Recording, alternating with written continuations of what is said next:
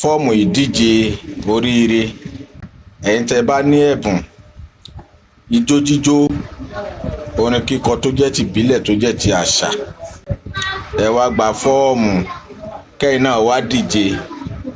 Ẹgbẹ̀rún 10 ni kọ́ ní nílànà fún ẹ̀dá. Lágbára Ọlọ́run gbogbo wa náà láàrí ẹ̀bùn wa lò.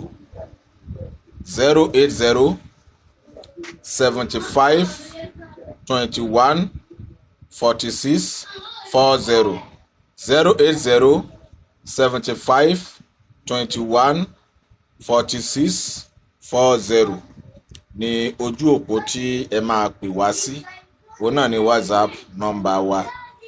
WhatsApp nọ́mbà wa náà nìyẹn 080 75 21 46 40. Ẹ wá gba fọ́ọ̀mù ẹgbẹ̀rún 10 níbi ìdíje yìí. Lágbára Ọlọ́run gbogbo wa ní fàrà sínú kú o. April 7 ni ní ilé ńlá láàfin kábíyèsí Ọ̀nìrìṣà ní ìlú Ilé Ifẹ̀. Ire o, ire kàǹkà.